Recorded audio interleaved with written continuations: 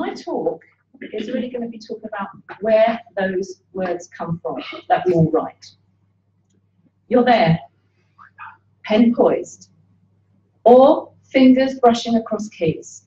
With frantic uncertainty, you capture the world that has infested your mind, turning images into magical form, making the words leap into life.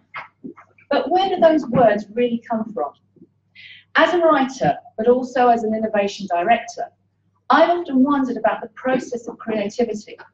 Where do we get our inspiration from? Are we born creative? Or is there something else enabling that creative spark? It's long been recognised that the brain's so-called creative zone is housed on the right-hand side. However, recent studies in the science of creativity have indicated that our ability to be creative isn't down to the performance of a single part of the brain. Rather, it is the result of a myriad of neural networks that interlace the left and right-hand side.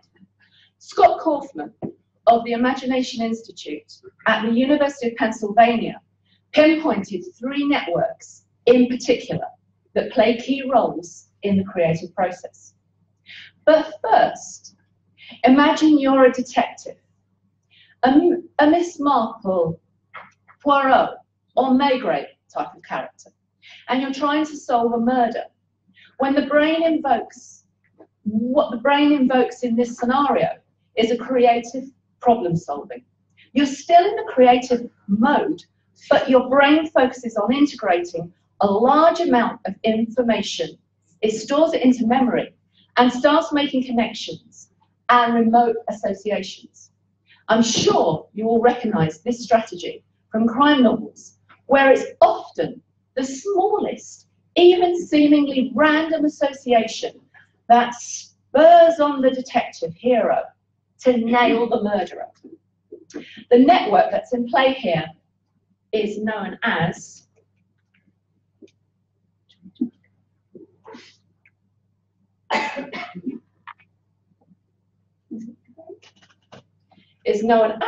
the executive attention network. And it forces attention and concentration, and it inhibits a knee-jerk quick reactions. Now, imagine you're a sci-fi writer, and your next novel is set 500 years into the future. Making associations about the current world isn't going to help you visualize what the world will be like half a millennia from now. You need to tap into your imagination. And the best network your brain employs for this is the default mode network, or the more aptly named imagination network. Both these networks are supported by the salience network. This network works in the background, tirelessly monitoring the environment around us and subconsciously tagging things as interesting or not interesting, and passing this information over to the other 2 networks to make use of. In many ways, the salience network is the underdog of the creative process, underrated and not regarded, but without it, our execution of creativity would be a much more difficult task to achieve. Working in the Innovation Institute, I've heard the term, creativity is the child of innovation, and you have to be creative to be innovative. You can have someone incredibly creative, but still can't see how to execute their ideas and turn them into something that delivers value. Writing books is no different to creating a new product. Indeed, a book is a product. And all our mental workspace of neural networks are employed to get it just right and turn that idea plotline you came up with in the shower or maybe jogging into an acclaimed masterpiece. To coin a phrase from one of my favorite scientists, Albert Einstein, creativity is intelligence having fun. Intelligence is our rational, serious side of thinking. Creativity is the off-the-wall, happy stuff. There have even been studies last year conducted by Austrian scientists, Dr. Matthias Benedict, that claimed a glass of wine or beer or Guinness can actually help you unleash your inner creative genius. Now, okay, I'll stop here. Now, while I'm not advocating you hit the bottle before hitting the typewriter or the laptop, it would appear from the study that a small amount of alcohol releases you from in the moment and stress-based thoughts and taps into your unconscious mind to discover hidden thoughts and make those lateral connections. Perhaps that's why super spies like Mr. James Bond imbibe so much. It charges up their creative mind space, enabling those death-defying escapes. Top sci-fi writer Ursula K. Le Guin said, and I quote, "The creative adult is the child who survived." In the day-to-day routine of life, summoning up a single creative thought can sometimes be a struggle. How many times have you sat at a laptop, cursor blinking, and you literally cannot generate a single decent sentence? God knows I've been there. That's the time to walk away, do something different, have a laugh. Do you know, there's a lot of linkage between humour and creativity, especially sarcasm, that boosts the brain's ability to comprehend contradiction and forces our brain into abstract thinking.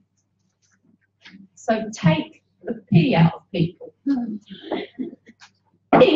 the Ken Robinson study on creativity for the Royal College of Medicine, he found that adults had about 10 to 15 uses for a paperclip, but kindergarten children had well over 100. The longitudinal study showed a 50% drop in creative capability as the child got older. Robinson identified that the educational process was pushing for something known as convergent thinking, where you judge ideas, criticize them, refine them, combine them, and improve them, all of which happens in your conscious thought, rather than honing the skills of divergent thinking, which is all about imagining new stuff, new ideas, original things that you've never come up with ever. And that thinking happens in the subconscious part of the brain. So, on this basis, it's good to think like a child once in a while. Imagine you've got no mortgage, you've got no restrictions, you've got no baggage, you've got no nothing, but just see what happens to your creativity. One thing I would say though, that inspirational touch paper can be lit by anything. And that's why it's always good to carry a notebook or an iPad or something like that, because you never know when ideas are going to hit you. In studies of creativity, it's accepted that a balanced individual is naturally more receptive and makes for a creative person than the one who is constantly pressured and under stress. The person with an unbalanced mindset will always veer towards the predictable and the expected solution. Now, I mentioned a creative person is one who's actually receptive.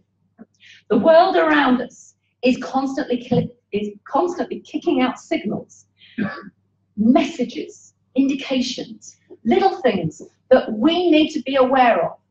It's just a case of opening our minds as well as our eyes. In the words of the great Leonardo da Vinci, who I personally love, learn how to see. Realize that everything connects to everything else. Connectedness is intrinsically linked to creativity. As a writer of spy fiction with a sprinkling of sci-fi that focus on the connectedness of everything, this idea very close to my heart. But this is not a fantastical construct.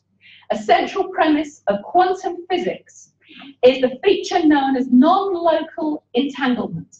This is when quantum particles, those smallest, most fundamental units of matter and energy, separate, but they still remain mysteriously connected in what Einstein refers to as spooky action at a distance. Now, probably wondering, what the hell is she talking about? Creativity, quantum physics, where's the connection? Bear with me. Da Vinci wasn't wrong when he said everything connects to everything else. There is a body of thought that suggests we only create something in the universe when we observe it. Roger Penrose, the eminent quantum physicist, recently proposed that when we look at something, a tree, a car, a person, anything, that object we're observing has a quantum component or qualia attached to it. And our brain then reproduces that qualia in the microtubules of our neurons. Those specialized cells that create those neural networks I spoke of earlier. This reproduction has been studied as being a sequence of actual conscious frames at 40 hertz, but also shows an outflow of energy, creating self-arranging ripples in the universe and reality itself. If quantum components are activating consciousness, and the brain is much more than electrochemical processes, this gives rise to the notion of a deeper level of connectedness between us and the universe. Quantum entanglement could be the reason behind that spark of creativity you had yesterday. You may have connected at a level past, present, or future with the quantum thoughts of someone else.